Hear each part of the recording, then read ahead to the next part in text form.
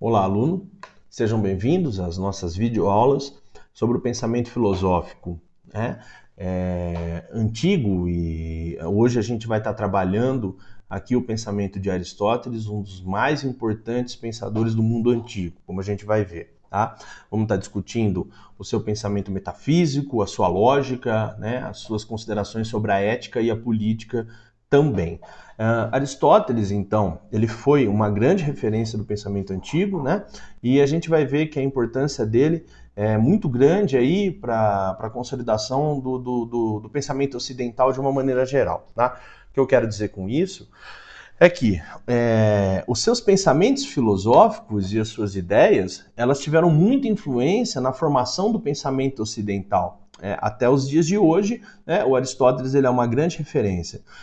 Isso porque, né, Aristóteles pode ser considerado como o grande sistematizador do pensamento antigo, né?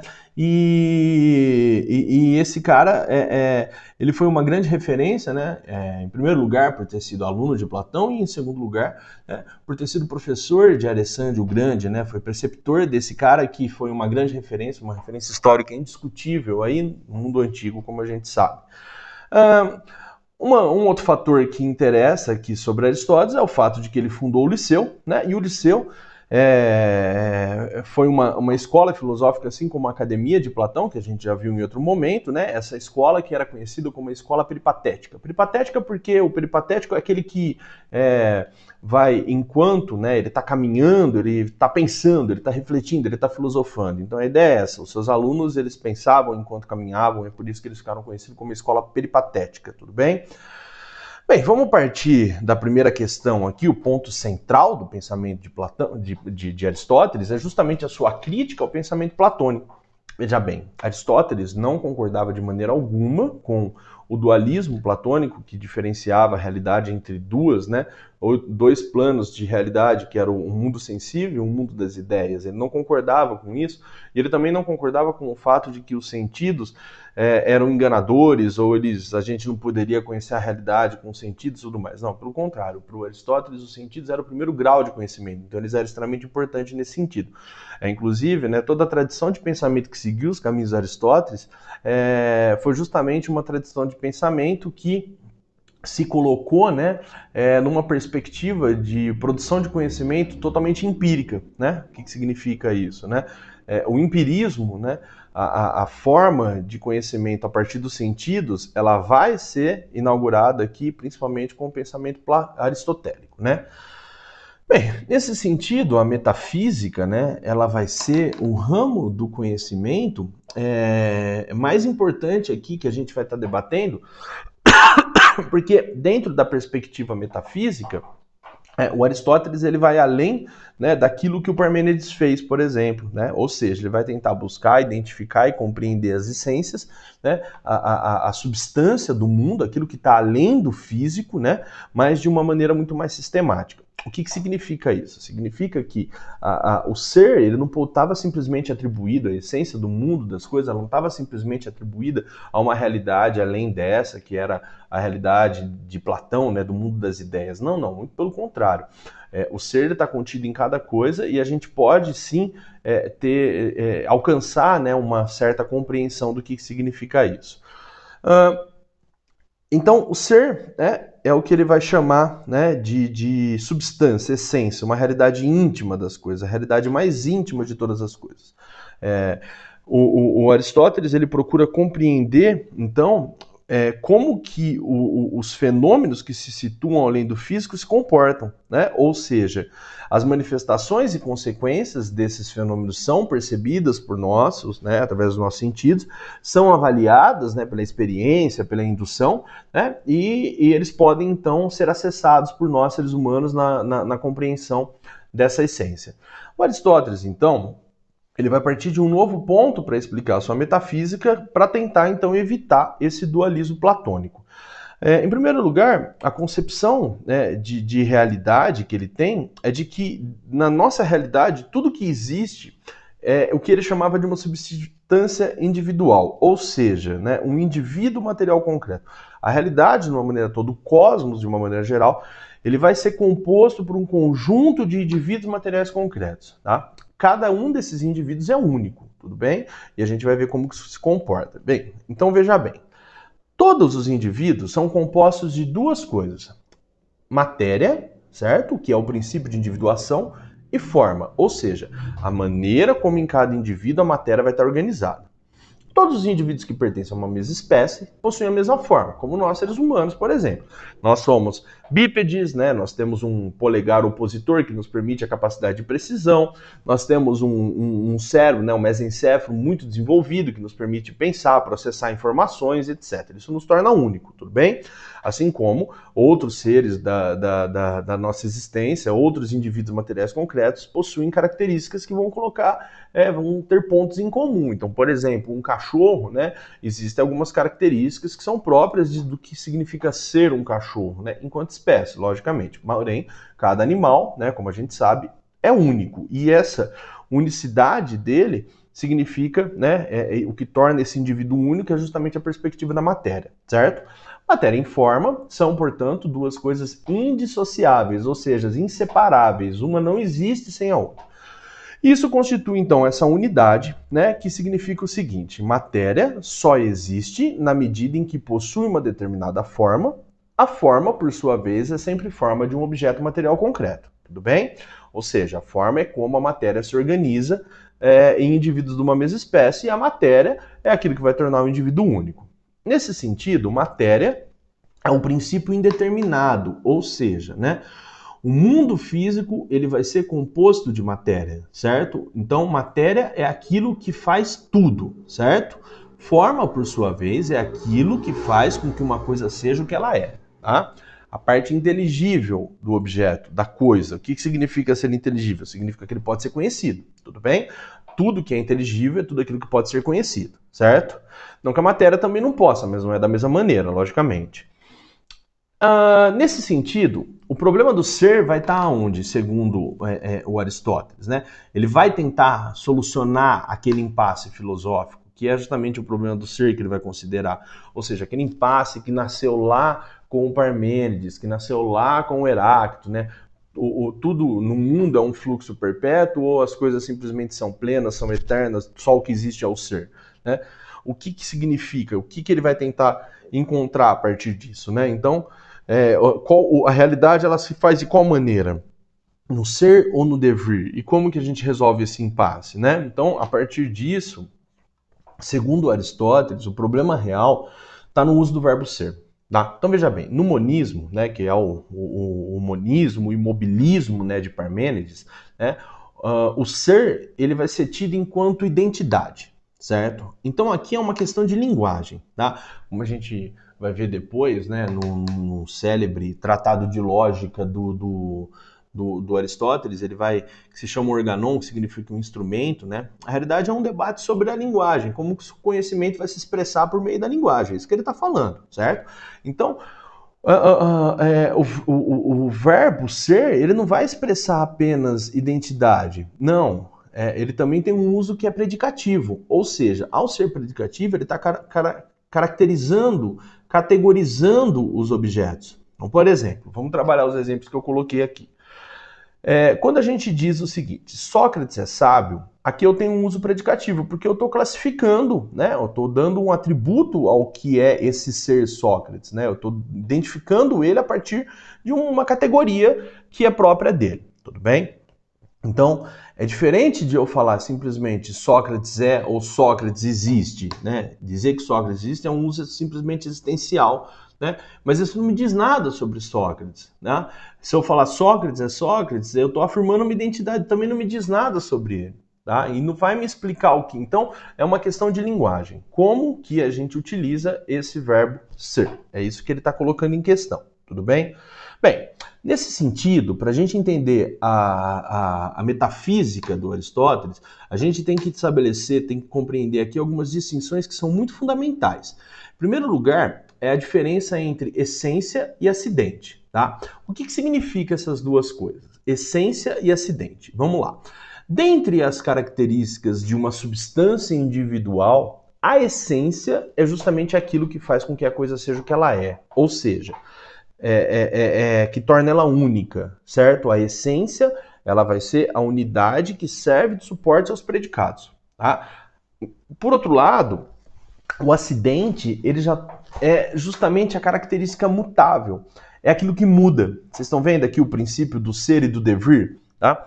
Então, todo indivíduo, toda substância individual tem algo que permanece e tem algo que se transforma. Então, é aqui que ele está tentando resolver o impasse entre Parmênides e Heráclito lá do pensamento antigo. Então, tudo o que acontece, ou as coisas são o que elas são, tá? Elas têm algo que permanece, tem algo que vai continuar, tá? Mas também tem aquilo que muda, tá? Em cada substância individual, em cada indivíduo material concreto. Tudo bem?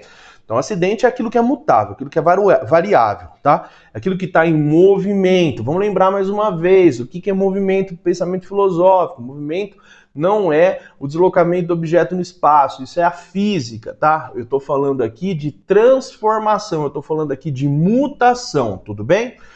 Bem, nesse sentido, então, o acidente vai explicar o movimento, vai explicar a mudança, vai explicar a transformação. E essa transformação, ela ocorre sem que a natureza essencial seja afetada, porque ela é estável, tudo bem? Então vamos lá, vamos trabalhar um exemplo. Se eu disser Sócrates é um ser humano, isso é algo essencial em Sócrates, tudo bem? Se ele deixar de ser ser humano, provavelmente ele deixa de ser Sócrates, tudo bem? Porém, se eu falar Sócrates é calvo, isso não é algo que faz Sócrates ser o que ele é, certo? Se o Sócrates fosse cabeludo, ele já teve cabelo, né? Em outro momento, provavelmente ele teve cabelo, certo? Então, isso não faz com que ele deixe de ser o que ele é, tudo bem? Bem, uma outra distinção que a gente vai trabalhar é a distinção entre necessidade e contingência. Bem, a necessidade, ela se equivale à essência, e o acidente, e a contingência se equivale ao acidente, tudo bem? Não tem isso não tem muita dificuldade da gente entender, porque as características essenciais, elas são necessárias, tá? Ou seja, a coisa ela não pode deixar de tê-las, tudo bem? Por outro lado, se elas deixam de tê-las, né, ela vai deixar de ser o que ela é, tudo bem? Já as contingentes, elas são variáveis, elas são mutáveis, certo? Então, a contingência equivale ao acidente e a necessidade equivale à essência. No exemplo que a gente deu anteriormente, o Sócrates ele é necessariamente um ser humano e ele é apenas contingentemente calvo, tudo bem? E por fim, a mais importante dessas distinções do pensamento aristotélico, sem dúvida, para a gente entender essa questão de mudança e transformação, é a ideia de ato e potência. Tá? O que significa isso? Veja bem. Essa distinção, ela permite explicar a mudança e transformação. Então, se a gente está falando que as coisas ao mesmo tempo permanecem, mas ao mesmo tempo também se transformam, a gente precisa então de categorias para poder estar explicando essa diferença, tá? Bem, uma coisa, ela pode então ser una e múltipla ao mesmo tempo, como a gente já viu. Veja bem, quando eu vou dar o exemplo de uma semente é semente enquanto ato. Porém, em potência, ela pode ser uma árvore, tá? A árvore é uma árvore em ato, mas em potência ela pode ser uma lenha, ela pode ser uma cadeira, ela pode ser uma mesa, ela pode ser uma casa, enfim, uma infinidade de coisas. Então o movimento, né, ele é explicado a partir desses dois pontos, que é ato e potência. O movimento é justamente a passagem da potência ao ato, certo? Vamos ver como isso funciona, olha aqui.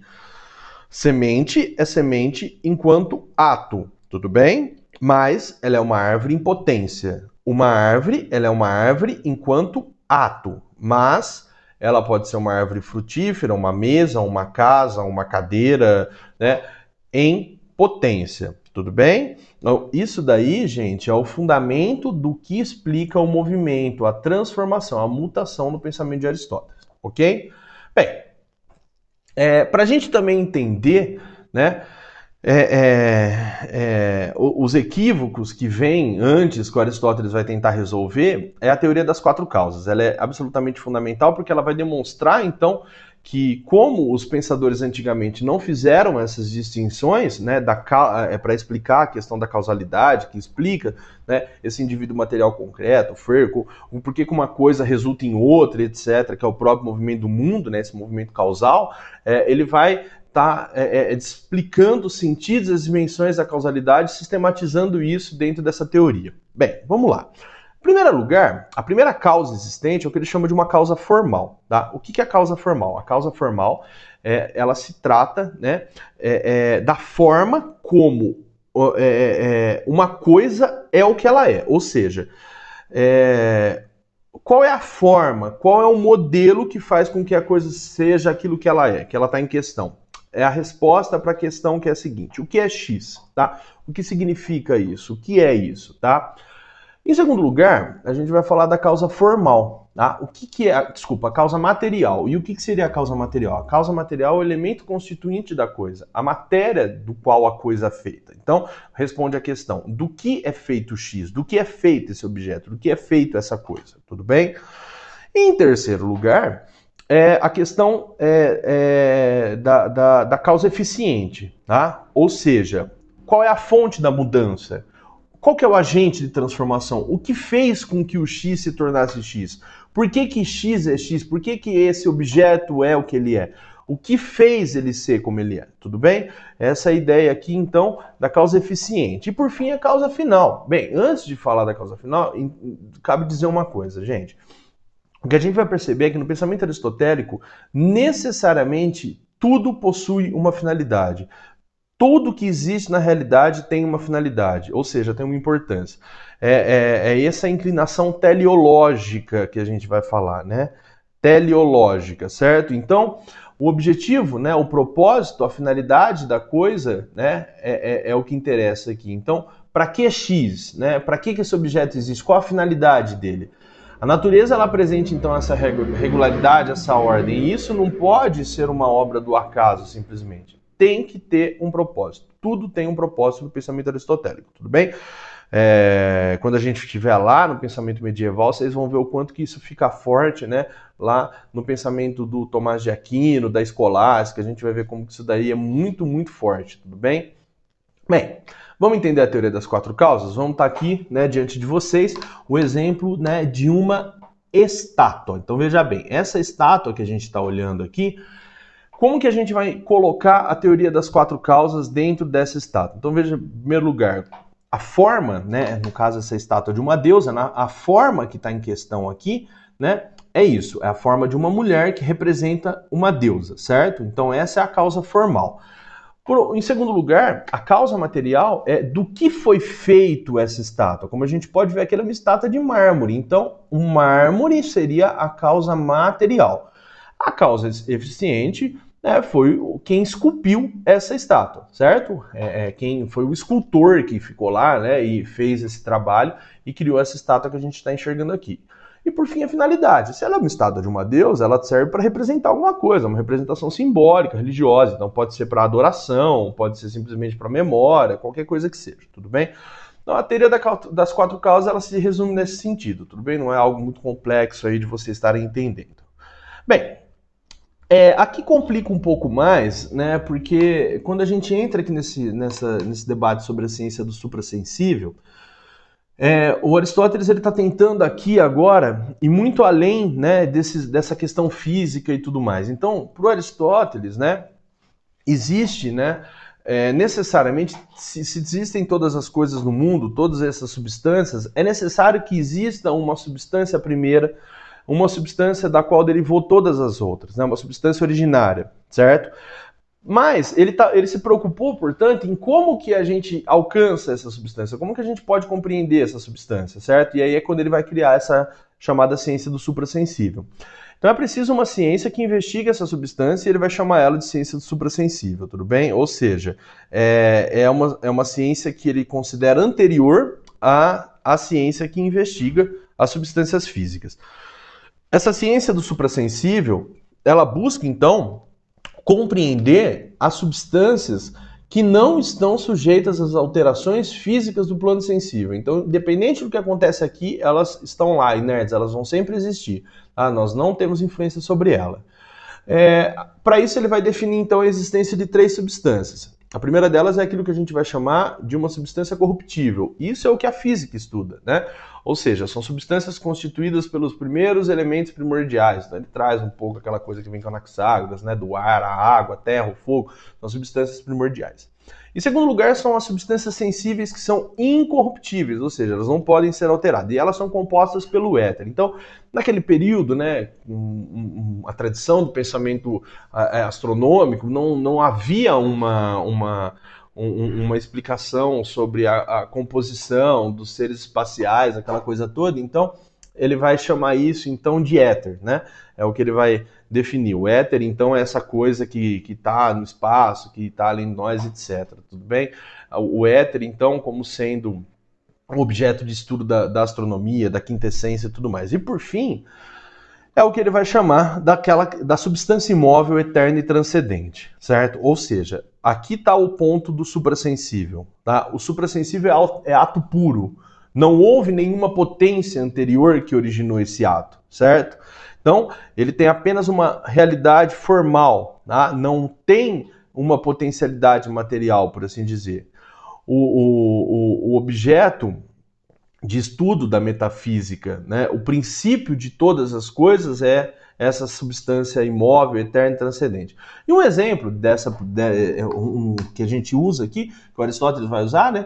É o que ele chama de um primeiro motor imóvel. O que é o primeiro motor imóvel? O primeiro motor imóvel é a causa não causada, ou seja, é o impulso inicial, é o primeiro impulso de movimento. Não houve movimento nenhum antes dele. Isso que vai derivar todas, né, que vai começar a derivar as duas principais substâncias incorruptíveis, que é o tempo e o movimento, né? Que a partir do tempo e movimento, ou seja, para que as coisas se transformem, para que as coisas comecem a existir na sua diversidade toda e se transformando, lembrem, né, aí do pensamento do Heráclito, né? Ou seja, tem que existir um movimento, e o movimento tem que ser criado por alguma coisa, e o que cria o movimento é justamente o primeiro motor imóvel, e ele também cria o tempo em toda a sua importância. Tudo bem, pessoal? Lembrando que qualquer dúvida que vocês tiverem, vocês mandam mensagem a hora que for, e a gente vai estar discutindo isso, tudo bem? Bem, nesse sentido, né, vamos entender agora o que é a lógica, né, no pensamento aristotélico, aquilo que a gente chama de silogismo, tudo bem? Bem, lógica, né, é essa questão de conexão de ideias, né? Isso é o silogismo, a conexão de ideias que tem que ter uma ordem, um fator ali muito importante. Bem, existem silogismos que são perfeitos e silogismos que não são perfeitos. Aqui a gente vai trabalhar então com o silogismo perfeito em primeiro lugar, né? E todos os silogismos ele vai possuir então 3 proposições, ou seja, 3 afirmações, né, que seguem uma determinada hierarquia. A premissa número 1, a premissa número 2 e a conclusão, certo? Então veja bem, premissa maior aqui seria a seguinte: todos os homens são mortais. A premissa menor, ou a premissa número 2, Sócrates é um homem. A conclusão, então, é de que Sócrates é mortal. O que a gente observa nisso? Que existem 3 elementos dentro desse silogismo que são para nós muito fundamentais, certo? Bem, a conclusão é sempre consequência das premissas, certo? Pela mediação de um termo médio. Então a gente vai ter que identificar um termo maior, um termo menor e um termo médio, como a gente vai ver. Termo médio é o sujeito, né? Ele é sujeito na primeira premissa e ele é predicado na segunda, mas ele não vai aparecer na conclusão. Então isso é uma regra. O termo médio, ele é sempre sujeito da primeira premissa e predicado da segunda premissa. Ele nunca aparece na conclusão, tudo bem? Então vamos lá. Preceitos básicos para a gente compreender a lógica. A premissa maior, ela tem que conter um termo extremo maior, tudo bem? E o termo médio. O termo extremo maior aqui no nosso silogismo é mortais. Então veja bem, olha só, né? O termo médio, homem, tá? E o termo maior, mortais. Por outro lado, nós temos um termo extremo menor, que é o Sócrates, tá? E o termo médio continua sendo o homem, que está na segunda premissa, ou na premissa menor. Então, todos os homens são mortais. Homens vai ser aqui o termo médio e mortais o termo extremo maior, tudo bem? Sócrates, o termo extremo menor, e homem, mais uma vez surgindo aqui, quanto o termo médio, tudo bem? Então, a conclusão, ela sempre inclui os 2 termos extremos, o maior e o menor. Só que não vai aparecer aqui o termo médio, porque ele é um termo de ligação, certo? Entre as 2 premissas. Então, na lógica, você não tem necessidade aí de estar demonstrando esse termo médio mais uma vez. Sócrates é mortal, tudo bem? Beleza? Então, esses são os preceitos básicos, tá? Para que um silogismo seja válido, ele tem que ter algumas regras que estão aqui. Ele sempre tem que ter um termo médio que é universal, tudo bem? Então, pelo menos um termo, desculpa, não um termo médio, mas um dos termos tem que ser universal, certo? Nesse caso, o nosso termo universal aqui seria todos, tá? Ele tem que sempre, né? Uma das premissas tem que ser sempre afirmativa. Depois a gente vai ver alguns exemplos de silogismo negativo, por exemplo. E se uma das premissas for negativa, a gente vai ver como que isso acontece, né? A conclusão necessariamente é negativa, certo? Então, vamos ver como que isso acontece, tá? Vamos ver alguns modos de silogismo que o Aristóteles vai colocar. Em primeiro lugar, todas as proposições são universais afirmativas. Então vamos lá, ó, um pouco parecido com o outro que a gente viu. Todos os homens são mortais. Todos os brasileiros são homens, logo, todos os brasileiros são mortais. Então, esse é o silogismo perfeito, como eu já tinha dito, porque tem uma ligação necessária entre indivíduo, espécie e gênero, e isso é o que a ciência vai sempre buscar, tá vendo? Ele está começando a criar, né? A ciência, ela vai se manifestar o conhecimento através da linguagem. Então, é isso que o Aristóteles está querendo dizer lá no seu organon, no seu instrumento, tá? A premissa maior, nesse caso, né, esse outro modelo, ela é negativa, tá? A maior universal é negativa, a premissa menor é universal afirmativa, e a conclusão, ela é universal negativa. Então, veja bem, nenhum astro é perecível. Veja bem, é negativo, tá? Negativo, certo? Mas, porém, é universal, tá?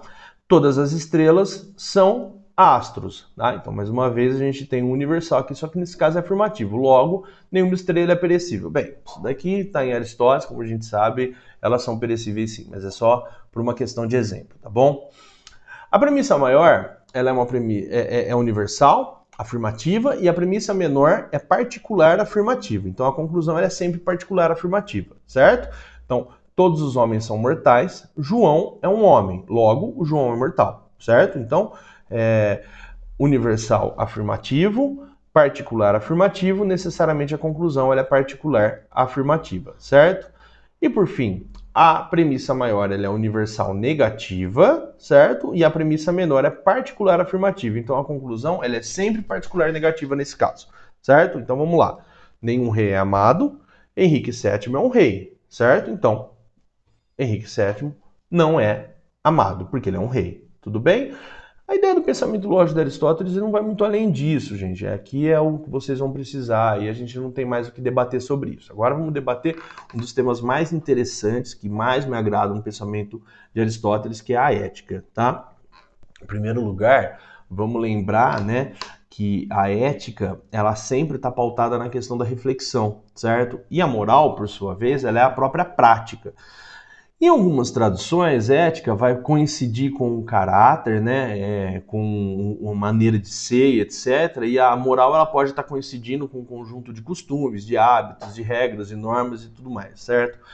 Mas aqui a gente está tentando não diferenciar muito, entrar nessa questão, porque também cada filósofo usa esses termos de maneira distinta, e a gente está aqui tentando entender então que ética é esse ponto reflexivo e a moral ela vai se converter na prática. A gente vai ver como que isso funciona, tá, pessoal? Bem, vamos partir então aqui para entender qual que é o primeiro ponto maior em Aristóteles no pensamento ético todo mundo que existe para ser feliz. Todo mundo busca a felicidade. Só que a felicidade aqui no sentido mais pleno da palavra, assim, é a felicidade no sentido maior, tá? Ou seja, felicidade mesmo, tá? Felicidade em si, vamos dizer assim. Para se obter essa felicidade, a gente tem que, em primeiro lugar, desenvolver as nossas capacidades no interior do convívio social. Então, presta atenção. Primeiro, partir da ideia de que, para o Aristóteles, todo e qualquer ser humano, ele vai considerar como sendo um animal político. O que significa isso? Vou voltar a falar disso daqui a pouquinho, mas veja bem, o que significa dizer que todo indivíduo, todo ser humano é um animal político? Significa que ninguém vive sozinho, certo? Nós necessariamente nascemos para viver em comunidade, certo? Nós temos um instinto, tá, de convívio, um instinto voltado para viver junto, certo?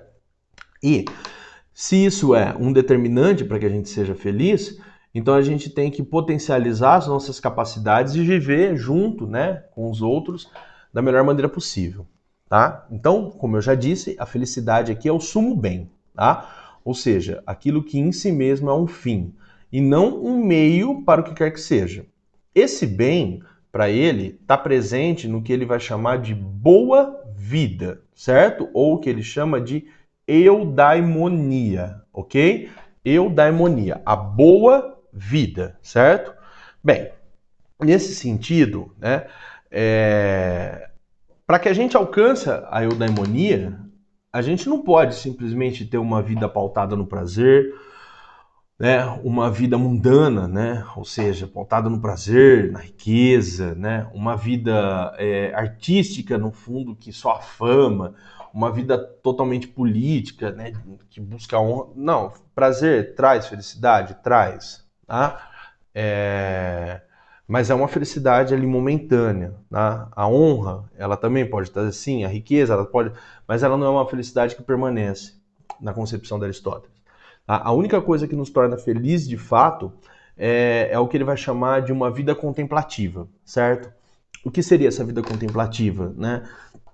Essa vida contemplativa ela está relacionada, né, a uma atividade da alma que segue sempre o princípio racional, ou seja, o exercício da inteligência teórica, da contemplação, porque se somos seres racionais, isso nos torna essencial, é essencial em nós seres humanos, né? Vamos lembrar da ideia lá que está, né?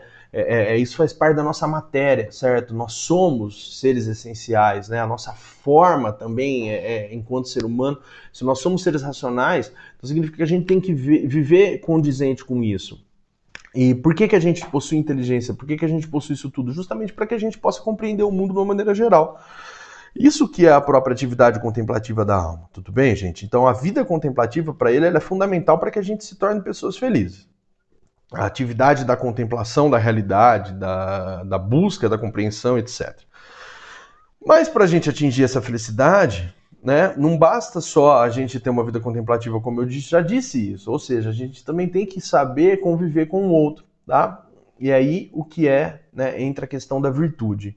E o que é a virtude? A virtude é a permanente disposição do caráter para querer o bem, certo? Só que para a gente querer o bem, a gente tem que assumir os nossos valores, a gente tem que ter coragem, a gente tem que enfrentar os obstáculos que vão dificultar as ações de uma maneira geral. Então a vida moral, ela não se resume a um único ato isolado, não, tá? Mas ela é a repetição do agir moral. Olha aqui a prática, entendeu? Então veja bem, vamos tentar trabalhar um exemplo, né, de uma maneira geral. Se você, na sua vida, você tenta ser ético, né, você tenta agir corretamente no seu dia a dia e etc., mas às vezes você dá uma escorregada, então você tomou uma, você fala, já era, agora eu vou aprontar mesmo, etc. Isso significa que, para Aristóteles, você não está sendo uma pessoa realmente ética, certo? A ética, ela tem que seguir uma repetição, o agir moral, ele tem que ser repetido, repetido, repetido, até ele virar moral, ou seja, até ele virar hábito, entendeu? Até ele virar costume. Então a gente tem que, sim, refletir sobre nossas ações para sempre agir da melhor maneira, até que vai chegar um momento que a gente não precisa mais pensar.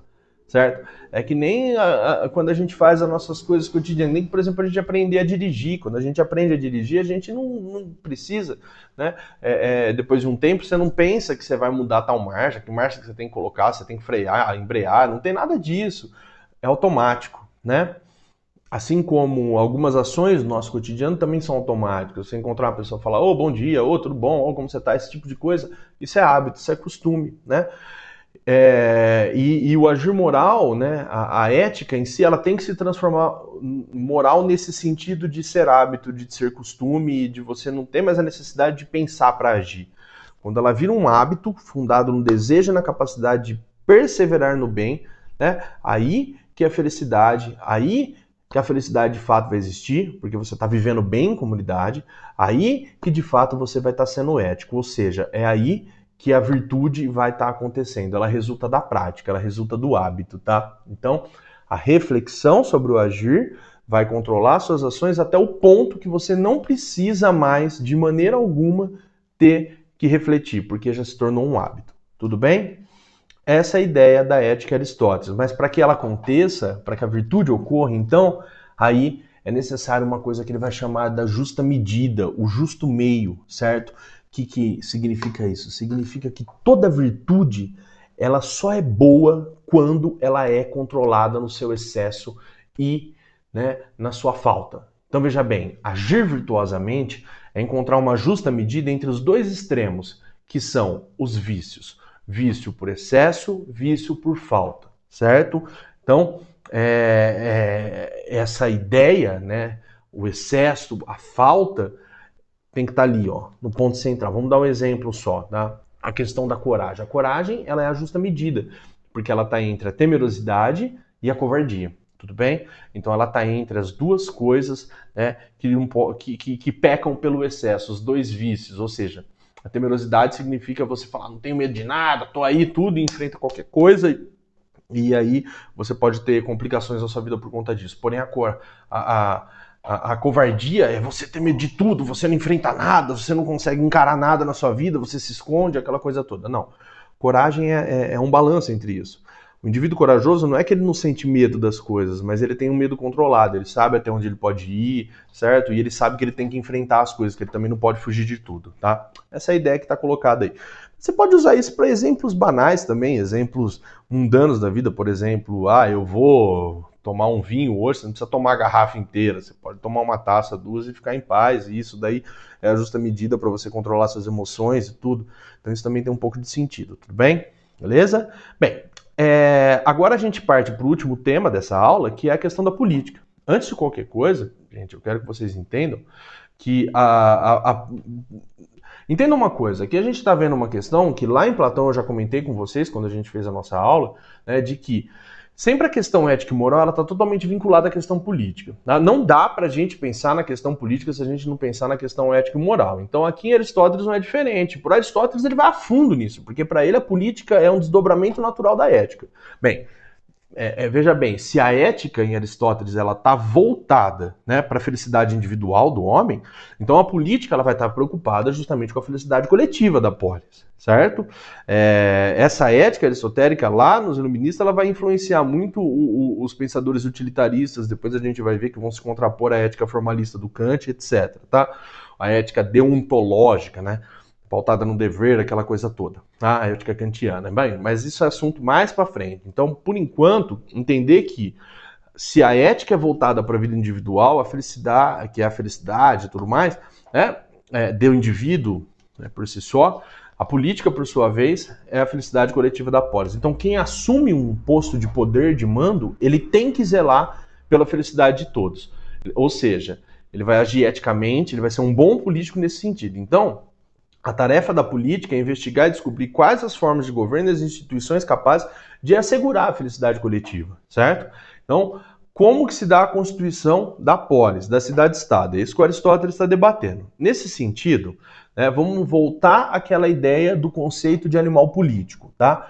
Um instinto de sociabilidade inato ao ser humano que leva-o a participar da sociedade. O Aristóteles, lá no século IV a.C., né, ele vai dizer que o homem naturalmente é um animal político, tá? Isso vai fundar a sua teoria em uma natureza social humana, certo? Então, para ele, o debate está justamente numa questão instintiva, naquilo que nós somos enquanto essência, tá bom? Ou seja, é essa natureza que vai nos levar às diversas formações sociais, certo?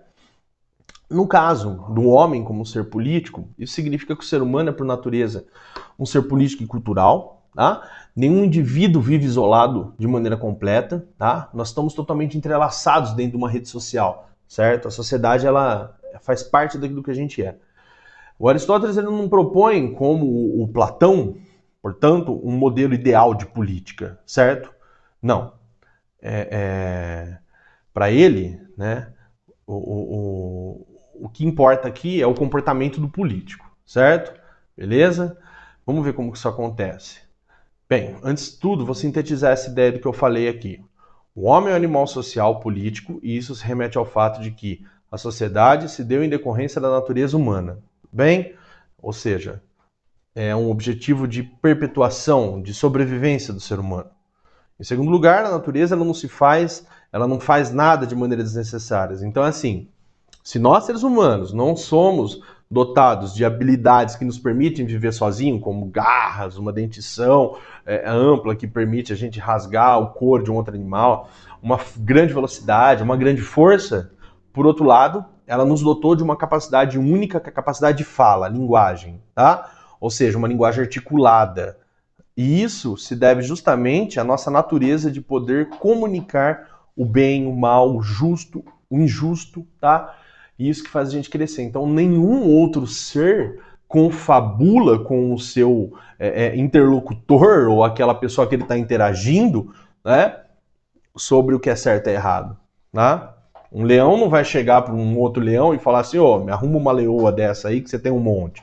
Não, eles vão entrar em conflito e quem ganhar fica com todas as leoas, é mais ou menos isso, tá? É uma briga, certo? Então não tem essa noção de traição, né, de posse que a gente tem, certo? Isso é próprio do ser humano. Então o homem em comunidade, ele pode ser o mais perfeito de todos os seres, só que fora dela, ele pode ser uma besta, tá? A pior de todas elas, tá? E a sua razão ela vai ser usada para satisfazer sua gula, sua sexualidade, ou seja, porque não há um ponderamento ético e moral, entendeu? O próprio Hobbes vai falar disso depois, né? Quando ele vai falar, né, do homem ser mal por natureza e tudo mais. É num outro sentido que ele fala, mas tá ali muito próximo.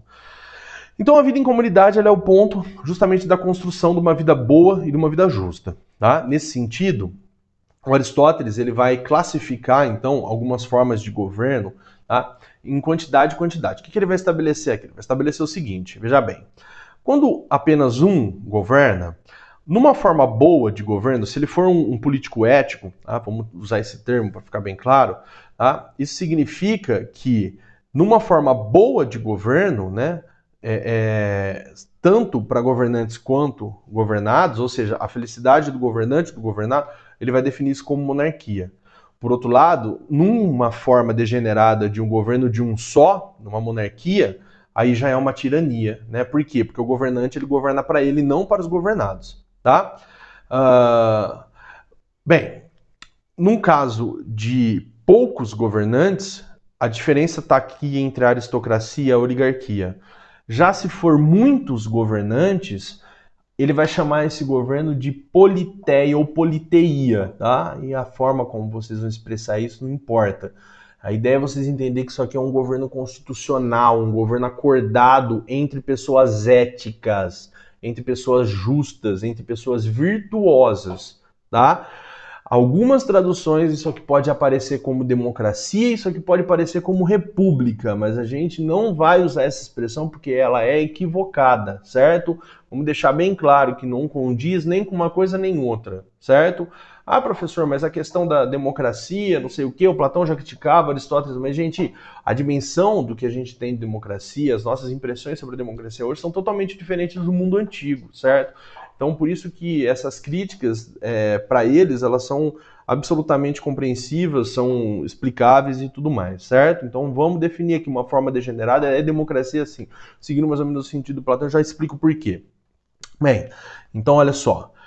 Todas as modalidades de constituição justa pode se transformar numa forma corrupta e degenerada se, né, o indivíduo que está governando ele decidir governar apenas para ele ou os indivíduos governarem para eles próprios, certo?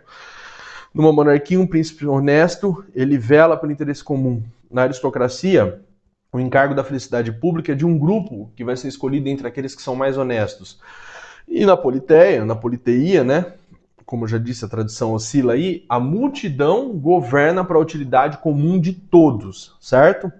Porém, esses governos podem se transformar degenerados, em formas degeneradas, tá? Então aqui a gente tem, por exemplo, né, a questão, né, da forma degenerada, a gente vai ter na monarquia, né, corrompida, o monarca ele vai privilegiar os seus interesses particulares e não a felicidade de todos. Então ele vai governar numa tirania. Na aristocracia, né, quando ela se corrompe, o grupo, né, passa a governar para si mesmo, e aí vira oligarquia. Já na politeia, o que a gente vai ter, né, é que o interesse ele começa a ser apenas dos mais pobres e desfavorecidos, e isso vai se transformar na democracia, tá? Aí vem aquela ideia de caos, de anarquia, que já estava presente já antes. Tudo bem, pessoal? Bem, o pensamento aristotélico, de uma maneira geral, né, o que interessa para nós, ele vai se resumir a esses pontos, tudo bem? E a partir daqui, então, né, vocês revisem todos os conteúdos, todas as dúvidas vocês anotem, tá? Esse slide vai estar disponibilizado aí para vocês estar trabalhando, fazendo suas anotações, assim como o material, né, que tá que vocês já possuem, onde está baseado isso. Eu trouxe alguns pontos a mais ou não, e tudo bem, tudo bem? Vamos tentar agora, então, ver como que isso vai aparecer nos vestibulares, tá? Bem, a primeira questão aqui é uma questão sobre a teoria das 4 causas em Aristóteles. Eu vou ler para vocês, tá? Vou esperar aí uns 20 segundos e o que vocês fazem aí, tá? Vocês lê, pausa, tá? O vídeo e aí tenta responder e depois a gente vê se tá ok, certo? Se tiver dúvidas em relação ao exercício, vocês perguntem que eu explico, certo? Então, sobre a teoria das 4 causas de Aristóteles, é correto afirmar o quê? É próprio da ciência investigá-la, pois são as causas do movimento e do repouso, ou seja, da passagem da potência ao ato, verdadeiro ou falso. A causa eficiente, ela atua sobre a forma, visto ser a matéria, o ato, a que aspiram os seres. A causa final é própria daquele ser que deve atualizar as potências contidas em sua matéria para alcançar a finalidade própria. Né? A forma é o princípio de indeterminação dos seres. Bem, vamos ver aqui então qual é a questão correta que a gente tem aqui, né? Isso mesmo, é a questão da alternativa A. Ou seja, a ciência investiga, né, a teoria das 4 causas, porque as causas do movimento, do repouso, elas estão presentes nisso aqui. Então é a teoria das 4 causas, como a gente viu lá atrás, que vai explicar a passagem da potência ao ato, certo? A causa eficiente atua sobre a forma. Não, negativo, né? Visto que a matéria, visto ser a matéria, o ato, aqui aspiram seres. Não, a causa eficiente, ela atua sobre, né, o processo de transformação. É outra coisa. Por outro lado, a causa final, ela é própria daquele ser que deve atualizar as potências contidas em sua matéria para alcançar a finalidade própria. Exatamente, né? Por outro lado, a forma é o princípio de determinação? Não. O que é o princípio de determinação é a matéria, certo? Beleza, pessoal? Bem, essa outra questão, né, é uma questão sobre o pensamento lógico de Aristóteles. Então, nos primeiros e nos segundos analíticos, Aristóteles vai expor a teoria geral dos silogismos, bem como as especificidades do silogismo científico. O exemplo clássico, né, o silogismo perfeito que a gente trouxe lá é esse aí, né? Todo homem é mortal, Sócrates é um homem, logo Sócrates é mortal. Então, vamos ler aqui as questões e vamos tentar entender essas afirmativas, vamos julgá-las. O silogismo é composto de 2 premissas e uma conclusão? O termo maior não aparece na conclusão? É um típico exemplo de raciocínio indutivo? O termo homem é um termo médio? Vamos ver? Então, muito bem. As únicas questões erradas aqui é a segunda questão, que diz que o termo maior não aparece na conclusão. Não, ele aparece. Olha aqui o termo maior, ó. Tá vendo? Mortal, certo? É um típico exemplo de raciocínio indutivo? Não, não, não. Aqui é um pensamento dedutivo, um pensamento lógico, um raciocínio. Tá bom, pessoal? Nesse sentido. Bem, beleza, pessoal? Então, o que eu tinha para trazer para vocês sobre o pensamento aristotélico é isso. Tá? Não deixem de tirar dúvidas, anotem suas dúvidas, perguntem, tá? Podem me mandar aí as dúvidas de vocês quando vocês precisarem, que eu vou estar à disposição, tá? Um abraço, tá? Um bom resto de semana para todos aí e a gente vai se ver na próxima aula sobre o pensamento helenístico. Forte abraço para todos vocês.